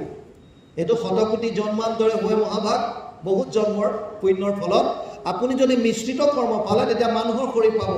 মানুহৰ শৰীৰৰ যিহেতু মিশ্ৰিত কৰ্মফল লৈ আহে, গতিকে প্ৰত্যেকজন মানুহে সুখ আৰু দুখ দুইটা ভোগ কৰিবলগীয়া হয়। কম বেছি হ'ব পাৰে, কিন্তু প্ৰত্যেক মানুহে জীৱনত সুখো ভোগ কৰিব লাগিব, দুখো ভোগ কৰিব লাগিব, এইটো নিশ্চিন্ত। ইয়াত কোনো ধৰণৰ দুবিধা নাই। এইকাৰণে আপুনি দুখ পাবলৈ নিবিচাৰিলেও জীৱনলৈ দুখ আহে। দুখক লাগিয়া যেহেন পুৰুষে একো যত্ন নকৰে, তথাপিতো আনি মিলাৱই দৈৱে অন্তে দুখ নাপাওঁ। প্ৰহ্লাদে দৈত্য শিশুসকলক কৈছিল দুখ পাবলৈ কোনো ইচ্ছা নকৰে, কিন্তু কিয় পাৰে? প্ৰাৰব্ধত লৈ আহিছোঁ, প্ৰাৰব্ধত। গতিকে যাৰ যিমানটো প্ৰাৰব্ধত যিমান দিন লৈ আহিছোঁ সিমান দিনে আমি থাকিব লাগিব। আপুনি প্ৰাৰব্ধত যদি পুণ্য আনিছিল, বহুত ভোগ কৰিছে, পাপটো কম আছিল, অলপ কম দুখ পালে, বাকীখিনি আনন্দত ভোগ কৰিলে, ৰজা মহাৰজা হৈ থাকিল, বিৰাট পাৱাৰ থাকিল, কিন্তু সময় যেতিয়া আহিব তেতিয়া তাৰ পৰা কোনো বাচিব নোৱাৰে। আৰু শৰীৰৰ শেষ অৱস্থা এই তিনিটাই হ'ব বিস্থাপলো চাই। কি কৈবো শুনন্তে লাজ, অভকত ৰাজা যত, নাৰীৰ অধীন সমুদায়, তজু গুণ নাম যশ, চিত্তত নভৈলে যাৰ, ধিক তাৰ যশ মনিষা। তোমাৰ অভকত যিমানবিলাক ৰজা মহাৰাজ, সেইবিলাক নাৰীৰ অধীন হৈ কি কৈছে? তেওঁলোকৰ কথা শুনিবলৈ লাজ লাগে বুলি কৈছে। অভকত ৰাজা যত, নাৰীৰ অধীন সমুদায়, তজু গুণ নাম যশ, চিত্তত নভৈল যাৰ। কলিযুগত মূল আছিল প্ৰভু ভগৱন্তৰ লীলাসমূহ, নাম যশ আমি শ্ৰৱণ কীৰ্তন কৰিব লাগে। এইবিলাক যাৰ কৰ্ণপথত নপৰিলেগৈ, কেৱল ধন টকা পইচা, ধন টকা পইচা ইয়াতেই থাকি নাৰীৰ অধীন হৈ, স্ত্ৰী অধীন হৈ যোনে যেনেকৈ নচুৱাব বিচাৰিছে সেইধৰণে নাচি আছে, তেনেকৈ যদি আছে, ঈশ্বৰৰ প্ৰতি যদি ভাৱ নাই, বিষয়ৰ প্ৰতি যদি আছে, তেতিয়াহ'লে কৈছে তেওঁলোকৰ কি হ'ব? ধিক তাৰ যশ মনিষাই। দম্পতীক জিনি আখি, সিংহাসনে থাকে বসি, সামৰাজে বন্দে যাৰ পাৱে। সমস্ত ৰাজ্য জয় কৰি আনিলে, বিভিন্ন ৰজা মহাৰাজাই যাৰ চৰণ বন্দন, যাৰ চৰণত পৰি পৰি সেৱা কৰে, সেইজনো গৃহত শৃংগাৰ সুখে, নাৰীয়ে জিনিয়া তাক বানৰৰ যেনে নচুৱায়। বাহিৰততো ইমান পাওঁ, কিন্তু ঘৰত চুহা নিচিনা, উপায় নাই। তাৰমানে এইটো কোৱা নাই যে পত্নীক শাসন কৰিলে বা পত্নীৰ অধীনত থাকিব নালাগে বা কিবা, এইটো বুজোৱা নাই। যদি বিষয়ৰ কথা কোৱা হয়, এইটো কথা কৈ আছে। অভকত ৰজা কি? যদি পত্নীগৰাকীয়ে কেৱল বিষয়ৰ কথা কৈছে, যদি কৃষ্ণৰ ভক্তিৰ কথা কোৱা নাই, যদি সৎ মাৰ্গৰ পৰা আনি অসৎ মাৰ্গত যাবলৈ যদি আপোনাক কৈছে, কেৱল ইটো লাগে সিটো লাগে সিটো লাগে কৈ যেনেকেই নানকিয় তই দুৰ্নীতি কৰি আন, কিবা কৰি আন, যদি এনেকৈ নোচোৱাই আছে, সেয়াৰ কথা কৈছে অভকত। তাৰ পাছত কৈছে যত তপ জপ কৰে, দান পুণ্য আচৰয়, ফলকে বাঞ্চয় দিনে ৰাতি, ইন্দ্ৰ হৈব স্বৰ্গে গয়া, পনু আখি উপজিয়া, হৈব চক্ৰৱৰ্তী নৰপতি। যদি কোনোবাই তেনেকৈ ভাবে যে জপ তপ যজ্ঞ এইবিলাক দান পুণ্য ইত্যাদি কৰি ফল পাম, ফল পালে কি হ'ব? পুণ্য কৰ্ম কৰিলে মই স্বৰ্গত যাম, ইন্দ্ৰ হৈ থাকিম, দেৱৰ ৰজা হৈ থাকিব পাৰিম, ইন্দ্ৰ হৈব স্বৰ্গে গয়া, পুনু আখি হৈব চক্ৰৱৰ্তী নৰপতি। আকৌ যদি মই মনুষ্যলৈ আহোঁ তেতিয়াও মই ৰজা হৈ থাকিব পাৰিম। এনেকৈ যিবিলাক থাকে। আৰু কেনেকুৱাবিলাক? আনৰ সম্পদ দেখি মৰে যেন চক্ষু পুৰি, যত আশা সবে কৰে নষ্ট, তোমাত বিমুখ ভৰিলে একো আত সুখ নাই, মিছা মাত্ৰ কৰে যত কষ্ট। যিবিলাকে আনৰ সম্পদ দেখি সুখ পাব নোৱাৰে, আপোনাক চব দিছে। এবাৰ এজনে ঈশ্বৰক আৰাধনা কৰি আছিল, ভগৱান সন্তুষ্ট হ'ল আৰু সন্তুষ্ট হৈ ক'লে, হে বৎস, মই তোমাৰ স্তুতিত তোমাৰ ভক্তিত সন্তুষ্ট হ'লোঁ, কি বৰ লাগে কোৱা, কিন্তু চৰ্ত এটা আছে। কি চৰ্ত? তুমি মোক যিটো বিচাৰিবা তোমাৰ কাষৰ যিজন বন্ধু আছে সি তাতকৈ দুগুণ পাব। এতিয়া লাগি গ'ল কেনাটো, সি ভাবিছে মই ইমান কষ্ট কৰি ঈশ্বৰক সন্তুষ্ট কৰিলোঁ, মই যদি 10 লাখ টকা খোজোঁ তে মইতো 10 লাখ পাম, এই কাষৰজনে ফ্ৰীতে 20 লাখ পাব, তাৰ চিন্তা লাগি গ'ল। মই যদি এটা বিল্ডিং বিচাৰোঁ, ফ্লেট এটা, সি 2টা পাব। গতিকে এতিয়া তাৰ চিন্তা লাগিল ই ক'লে ইয়াৰ আৰু বেলেগ কোনো অপশ্যন নাই বোলে অপশ্যন নাই সেইটো এটা তুমি যি বিচাৰা মই তোমাক তাকে দিম ৰাজ্য ধন সম্পত্তি যত যিমান বিচাৰা চৰ্ত এটা তোমাৰ কাষৰজনে তোমাৰ বন্ধুজনে নামত বন্ধু কাষত যিজন আছে ডাবল পাব এতিয়া কি হ'ব মানুহটোৱে এতিয়া আনৰটো সম্পদ দেখি পেলাই বেয়া পায় গতিকে সি কৈছে যদি তেনেকুৱা হয় প্ৰভু এতিয়ালে মোৰ এটা চকু ফুটাই দিয়া বুজি পালেন যে মোৰ এটা ফুটাই দিলে তাৰ সেয়া আমাৰ গতি আৰু কৈছে মোৰ ড্ৰয়িং ৰুমত এটা প্ৰকাণ্ড ঘাট এটা বনাই দিয়া তাৰ ড্ৰয়িং ৰুমত কেইটা বনিব তাৰ দুটা চকু যেতিয়া নাইকিয়া হ'ব অন্ধ হ'ব ই বেচেৰা গৈ তাততো এনেই গাঁতত সোমাই মৰিব তাৰমানে আমি নিজৰ সুখটোতকৈ বেলেগৰ সুখ দেখিব নোৱাৰোঁ বুজি পাইছেনে নিজৰ সুখতকৈ বেলেগৰ সুখ তিনি ধৰণৰ মানুহ আছে বেছি দীঘলীয়া নকৰোঁ অধ্যায় শেষ হৈ আছে তিনি ধৰণৰ মানুহ আছে এবিধে ভাবে যে ময়ো সুখত থাকোঁ আনো সুখত থাকোঁ এইটোক কৈছে প্ৰকৃতি এইটো নেচাৰ ময়ো সুখত বেলেগো সুখত থাকোঁ আনন্দ বছ এবিধ আছে আনৰ যি হয় হওক মই সুখত থাকিম ৰাজহুৱা অনুষ্ঠানত প্ৰসাদ বিলালে আপোনালোকে দেখিব এই বিলনীয়াসকলে গম পায় আনলে আটক নাটক মোৰ ঘৰৰ পৰা অমুক অহা নাই মোলে 2-3খন পাত বেলেগে দি যায় বেলেগে পাওক নাপাওক পিছৰ কথা মোৰটো পূৰা কৰক এইটোক কৈছে বিকৃতি আনৰ যি হয় হওক মই সুখত থাকোঁ এইটোক কৈছে বিকৃতি আৰু এনে কিছুমান আছে যোনে ভাবে যে লাগিলে ময়ে কষ্ট পাওঁ মোৰে কষ্ট হওক কিন্তু আনবিলাক সুখত থাকক এইটোৱে হৈছে সংস্কৃতি সেইটোত আমি চেষ্টা কৰিব লাগিব মোৰ কাৰণে যদি কোনোবা এজন সুখী হয় তাক হ'বলৈ দিয়া আৰু তত্ত্বটো বুজক যদি আপোনাৰ কাৰণে কোনোবা এজনৰ মুখত যদি হাঁহি বিৰিঙিছে কোনোবা এজনৰ একক গুণ লগাইলে সহস্ৰ গুণ হয় শাস্ত্ৰৰ কথা গতিকে আপুনি এজনৰ মুখত হাঁহি বিৰিঙাইছে আপোনাৰ মুখত হাজাৰজনে হাঁহি বিৰিঙাব হাজাৰজনৰ আশীৰ্বাদ আপোনাৰ লাগিব গতিকে আপোনাক প্ৰভু ভগৱন্তই কিমান কৃপা কৰিব চাওক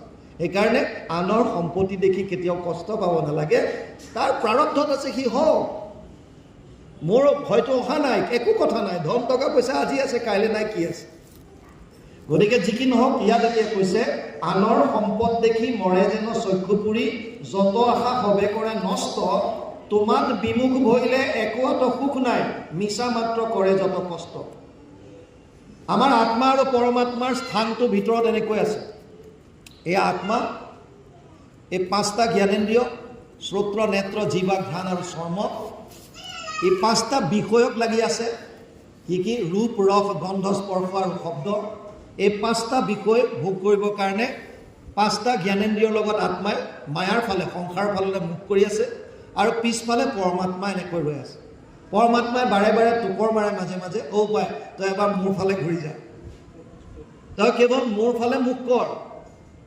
কিন্তু আত্মাই ঈশ্বৰৰ কথা পটককৈ কেৰেক নকৰে তেওঁক খালি সংসাৰৰ ভোগ লাগে সেইকাৰণে এই 5টা জ্ঞানেন্দ্ৰিয়ৰ দ্বাৰা তেওঁ সংসাৰৰ ভোগ কৰাত একদম ব্যস্ত হৈ আছে পৰমাত্মাই মাজে মাজে ঠোকৰ মাৰি থাকে পায় চা এবাৰ আৰু যিজনে এই ঈশ্বৰৰ অকণমান আদেশটো শুনি যদি সন্মুখ হৈ গ'ল ঈশ্বৰৰ সন্মুখ যদি হৈ গ'ল তেতিয়াহ'লে আপোনাৰ জীৱনৰ যেনেকুৱাই প্ৰাৰব্ধ লৈ নাহক কিয় এই সমস্তবিলাক নিমিত্ত মাত্ৰ হৈ যাব নিমিত্ত যদি আপুনি দেগাৰৰ খোজ খাবলগীয়া আছিল হয়তো গজালৰ খোজ খাই পাৰ কৰাই দিলে কিয় ঈশ্বৰত আপুনি আশ্ৰয় লৈ ল'লে সন্মুখ হৈ গ'ল কিন্তু যিবিলাক বিষয়ত ৰতি তোমাত বিমুখ সেইবিলাক তোমাত বিমুখ হৈলে আতই একো সুখ নাই মিছা মাত্ৰ কৰে যত কষ্ট তোমাত বিমুখ হৈ সি যিমানে যি নকৰক এইবিলাক চব মিছা ব্যৰ্থ চেষ্টা তাৰ পাছত কৈছে তজু অনুগ্ৰহে যাৰ সংসাৰত ভ্ৰমিবাৰ অৱসান কাল ভৈল যেবে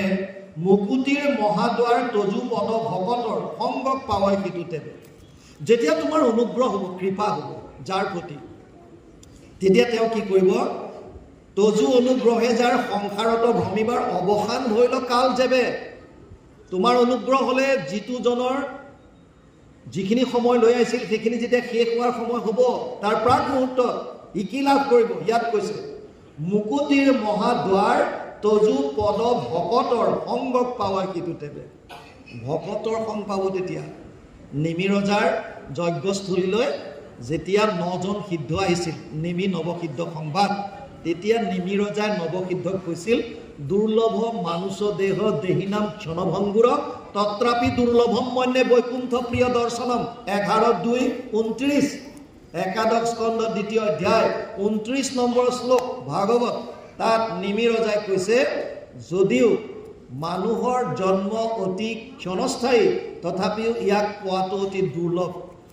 তাতকৈও দুৰ্লভ হৈছে ভকতৰ সংগ পোৱা।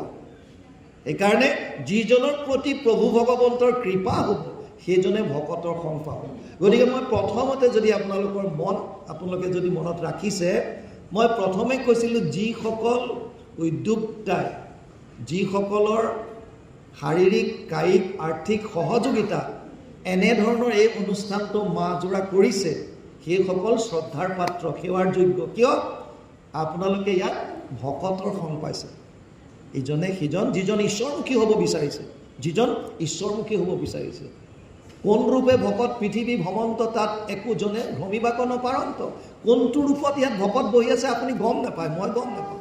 যিকোনো ৰূপত হ'ব পাৰে, তেওঁ যুৱ ৰূপত আহিব পাৰে, বৃদ্ধ ৰূপত হ'ব পাৰে, বামন ৰূপত আহিব পাৰে, যিকোনো ৰূপত আহিব পাৰে।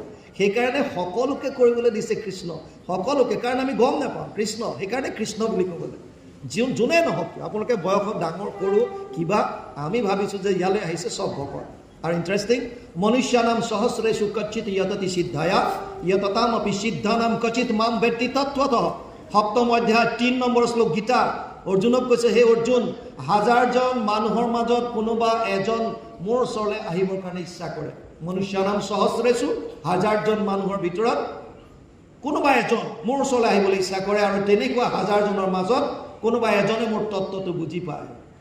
গতিকে প্ৰভু ভগৱন্তৰ যেতিয়া কৃপা হ'ব, তেতিয়া কালৰ যেতিয়া অৱসান হ'ব, তাৰ প্ৰাক মুহূৰ্তত মুকুতিৰ দুৱাৰ বুলি কৈছে ভকতৰ সংগ। মুকুতিৰ দুৱাৰ। আৰু নৰকৰ দুৱাৰ কি? ত্ৰিবিধম নৰকস্যেদম দ্বাৰম নাশনম আত্মন কাম ক্ৰোধ তথা লোভস্তস্মাদেত ত্ৰয়ম তেজেত। 8ম অধ্যায় 21 নম্বৰ শ্লোক গীতা। যতেক অনৰ্থ আছে সংসাৰত তাত 3 বিধ সাৰ, কাম ক্ৰোধ লোভ আপোন নাশন জানি কৰা পৰিহাৰ। কাম ক্ৰোধ লোভ এই 3টাক নৰকৰ দুৱাৰ বুলি কৈছে। আৰু মুকুতিৰ দুৱাৰ কাক বুলি কৈছে? ভকতৰ সংগ। সেইকাৰণে ভকতে আশীৰ্বাদ কি বুলি দিয়ে? কৃপাৰ সাগৰ দৈৱকী নন্দন পুৰিও মনৰ কাম ভকতৰ সংগ সদা নুগুচুক মুখেতো আগুণ নাম। কিয় কয়? কাৰণ ভকতৰ সং পোৱাটো অতি দুৰ্লভ। সেইকাৰণে ইয়াত কৈছে, তাৰপাছত কৈছে, সাধু সংগ ভৈল যেবে তুমি ঈশ্বৰত তেবে মিলে তাৰ একান্ত ভকতি মিলয় যেবে সুকৃতি পাইলে কতেবে নিস্তাৰিলে সকলো দুৰ্গতি। কি সুন্দৰ কথা লিখিছে চাওক। যদি সাধু সংগ পাই গ'ল, আপুনি যাৰ লগত আছে তাৰ প্ৰভাৱ আপোনাৰ ওপৰত পৰে। সাধু মানে ইয়াত ভকত বুলি কৈছে, ই গ্ৰন্থও হ'ব পাৰে। ভাল এখন কিতাপ আপুনি পাই গ'ল, অতি সুন্দৰ এখন বুক, এখন কিতাপ। আপুনি সেই কিতাপখন পঢ়াৰ লগে লগে আপোনাৰ ভাৱত তাৰ প্ৰভাৱ পেলাব, আপোনাৰ ব্যক্তিত্বত প্ৰভাৱ পেলাব। যদি আপুনি কিতাপখন খুব ঈশ্বৰৰ কাষলৈ নিয়া বিধৰ যদি হয়, ভোগবাদৰ পৰা আঁতৰি যদি মুখ্য পদৰ প্ৰতি নিয়াৰ দৰে কিতাপ হয়, সাধুও যদি হয়, তেতিয়াহ'লে সেইখনৰ সংগ পোৱাৰ পাছত আপোনাৰ এটা ৰূপান্তৰ ঘটিব, আপুনি ঈশ্বৰমুখী হ'ব। ঠিক তেনেকৈ কোনোবা এজন যদি সাধুৰ সংগ পায়, ভকতৰ সংগ যদি পায়, তেতিয়াহ'লে কি হ'ব? তেতিয়া তেওঁ সাধু সংগ ভৈল যেবে তুমি ঈশ্বৰত তেবে মিলে তাৰ একান্ত ভকতি। কাৰণ ভকতে কেৱল ঈশ্বৰৰ কথা কয়, ঈশ্বৰৰ কথা, গ্ৰাম্য কথা কৈ সময় নষ্ট নকৰে। গ্ৰাম্য কথা কথনে মলিন হোৱে বাণী, তাক শুদ্ধ কৰোঁ আমি কৃষ্ণক বখানি। গ্ৰাম্য কথা পাতিলে কেৱল আপোনালোকৰ বাণীটো মলিন হ'ব। তাৰ বিপৰীতে কৃষ্ণৰ কথা, আৰু যিজন সাধু, যিজন ভকত, তেওঁ কেৱল কৃষ্ণৰ কথা ক'ব। এইকাৰণে ইয়াত কৈছে, যেতিয়া সাধু সংগ পাব, তেতিয়া ঈশ্বৰৰ প্ৰতি তোমাক চিনাকি কৰাই দিব, ঈশ্বৰত একান্ত ভক্তি হ'ব। আৰু যেতিয়া ভক্তি হ'ব, ভকতি মিলয় যেবে সুকৃতি পাইলে কতেবে নিস্তৰিলে সকলো দুৰ্গতি। আপোনাৰ প্ৰাৰব্ধ যিমানে বেয়া নহওক কিয়, মই অকণমান আগত কৈছিলোঁ, আপুনি সুকৃতি লাভ কৰিব পাৰে, সুকৃতি।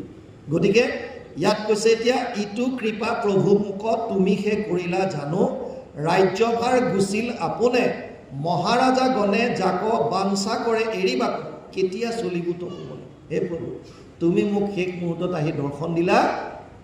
যিবিলাক ৰজা মহাৰাজাই এইখন আসন পাবলৈ ইচ্ছা কৰে, মই এইবিলাক এতিয়া এৰিব বিচাৰিছোঁ। তুমি মোক কোৱা, মই কেতিয়া তপোবনত যাওঁ। তোমাক একান্ত মনে চিন্তা কৰিবলৈ কেতিয়া সময় দিবা, কেতিয়া মোক সেইকণ কৃপা কৰিবা। মুচুকুন্দই স্তুতি কৰিছে ঈশ্বৰৰ ওচৰত, কাৰণ তেওঁ গম পালে আপুনি বহুত ভোগ কৰিলে, ধন টকা পইচা আছিল, পাৱাৰ আছিল, এসময়ত আপোনাৰ আমনি লাগিব, কি এনেই জীৱনটো নাশ কৰিলে, খালি খোৱা খোৱা খোৱা, কিমান খাম। আপুনি ৰসগোল্লা ভাল পায়, এটা খালে, দুটা খালে, তিনিটা খালে, চাৰিটা খালে, তাৰপিছত আমনি লাগে, বাদ দে আৰু মই নোৱাৰোঁ খাব। মই কিছুমানেতো বাদেই দি দিয়ে, নোৱাৰি আৰু খাবই নোৱাৰি, মই দেখিলেই মোৰ গৰম উঠি যায়, কিয়? আমনি লাগি গ'লে। ভোগ বস্তুটো তেনেকুৱা, আপুনি কৰিবা, আপোনাৰ পাৱাৰ আছে, এতিয়া ধন টকা পইচা আছে, বিভিন্ন আপুনি শাৰীৰিক তৃপ্তিৰ কাৰণে, জিভাৰ তৃপ্তিৰ কাৰণে ভোগ কৰিছে, ইন্দ্ৰিয় তৃপ্তি সাধনৰ কাৰণে। কিন্তু এটা সময় আহিব, যদি সাধুৰ সংগ পায়, যদি কেনেবাকৈ এনেকৈ শাস্ত্ৰ আলোচনা কৰি থাকোঁতে অকণমান হ'লেও যদি কথা হৃদয়ংগম হয়, যদি বুজিব পাৰোঁ যে জীৱনটোতো মিছা, যিবিলাক সুখ আমি পাই আহিছোঁ, কিমান দিন কিমান আপুনি বিচৰা ধৰণে ভোগ কৰিলে, কিন্তু তৃপ্তি জানো পাইছে? আৰু বাঢ়ি গৈ আছে, আৰু বাঢ়ি গৈ আছে, এই তৃষ্ণা আৰু বাঢ়ি গৈয়ে থাকিব, শেষ নহয় তাৰ। সেইকাৰণে পৰম আনন্দ, চিৰন্তন আনন্দ, যিটো এবাৰ পোৱাৰ পাছত আৰু শেষ নহয়। পাৰ্থ নৈব ইহ না মূত্ৰ বিনাশস্তস্য বিদ্যতে নাহি কল্যাণকৃত কচ্ছিত দুৰ্গতিম তাত গচ্ছতি। 6ষ্ঠ অধ্যায় 40 নম্বৰ শ্লোকত কৈছে, হে অৰ্জুন, যিটো পৰম গতি, যিটো পৰম ভক্তি, যিটো আনন্দ পোৱাৰ পাছত এই জন্মটো বাদ দিয়া, পৰজন্মটো যিটো শেষ নহয়, যিখিনি ভক্তি ইয়াত আপোনালোকে আহৰণ কৰিব, যিখিনি অৰ্জন কৰিব, এই শৰীৰটো নাশ হোৱাৰ পাছতো সেই ভক্তি শেষ নহয়। আপোনাৰ লিংগ দেহাৰ লগত যিটো মই কৈছোঁ অৱচেতন মন যায়, তাত সমস্তখিনি এই সংস্কাৰখিনি সোমাই যায়, আৰু পিছত বেলেগ যদি আপুনি ভাগ্য বলত মনুষ্য কৰি পায়, এই সংস্কাৰখিনি আপুনি তাত পাব পুনৰ। এই ভক্তি যিমানখিনি ইয়াত অৰ্জন কৰিছে তাৰ পৰা আৰম্ভ হ'ব। সেইকাৰণে সৰু সৰু ল'ৰাবিলাক বা ছোৱালীয়ে কিছুমানে 2 বছৰ বয়সৰ পৰাই তেওঁলোকে খুব বেলেগ বেলেগ ঐশ্বৰিক কিবা শক্তিৰ দ্বাৰা কাম কৰিব বিচাৰে। কিছুমানে কম বয়সতে 3 বছৰ 2 বছৰত নাগাৰা বজাব শিকে, কোনোবাই শ্লোক মাতিব পাৰে, কোনোবাই ভাগৱতৰ পাঠ কৰিব পাৰে, কোনোবাই ব্যাখ্যা কৰিব পাৰে, কোনোবাই ইংৰাজীৰ ভাল ভাল কথা ক'ব পাৰে, কোনোবাই ছায়েন্সৰ কিবা কাম কৰিব পাৰে। কিয়? আগৰ সংস্কাৰ যিটো অৱচেতন মনত আছিল। গতিকে ভক্তি মাৰ্গটো এনেকুৱা, ইয়াত যেতিয়া আমি মানুহৰ জন্ম পাইছোঁ, যিমান পাৰোঁ ঈশ্বৰৰ ভক্তি কৰক, কৃষ্ণৰ নাম লওক। আপোনালোকে যি বিচাৰে, ভুকুতি বিচাৰে, ভুকুতি মানে ভোগ, আৰু যদি মুকুতি বিচাৰে, মুকুতি মানে মুক্তি, যি বিচাৰে ভগৱান কৃষ্ণই দিব নোৱাৰা একো বস্তু নাই। গতিকে ভুকুতি বিচাৰক, মুকুতি বিচাৰক, কিন্তু আচলতে কৰিব লাগে নিষ্কামভাৱে। সবে পুংসাম পৰ ধৰ্ম যদু ভক্তিৰ অধোক সজে অহেতুকি অপ্ৰতিহত যেন আত্মা সম্প্ৰসিদ্ধতি। যেতিয়া শৌনকে সুধিছিল কলিযুগৰ মানুহৰ পৰম ধৰ্ম কি, কি কৰিলে কলিযুগৰ মানুহে পৰম গতি লাভ কৰিব, তেতিয়া সুত মুনিয়ে কৈছিল 1-2-6 প্ৰথম স্কন্ধ 2য় অধ্যায় 6 নম্বৰ শ্লোকত কৈছিল, হে শৌনক আদি ঋষি সমস্ত, কলিযুগৰ মানুহে যদি পৰম গতি লাভ কৰিব বিচাৰে, তেতিয়াহ'লে তাৰ কাৰণে তেওঁলোকৰ এটাই মাত্ৰ কৰ্তব্য আৰু যুগ ধৰ্ম আছে, সেইটো হৈছে কৃষ্ণত একান্ত ভক্তি। কিন্তু চৰ্ত দুটা লগতে দিলে, অহেতুকি অপ্ৰতিহত। অহেতুকি মানে হেতু থাকিব নালাগে, নিষ্কামভাৱে, আপুনি সকামভাৱে কৃষ্ণক ভক্তি কৰিব নালাগে। দ্বিতীয়টো হৈছে নিৰন্তৰভাৱে, নিৰন্তৰভাৱে। সেইকাৰণে অধ্যায়ৰ শেষত প্ৰায়ে দেখা যায় নিৰন্তৰে ডাকি বোলা হৰি হৰি, নিৰন্তৰে ডাকি বোলা ৰাম ৰাম। এই নিৰন্তৰটো মানে অন্তৰবিহীনভাৱে। তস্মাৎ সৰ্বেষু কালেষু মাম অনুস্মৰ যুদ্ধ চ। 8ম অধ্যায় 7 নম্বৰ শ্লোক।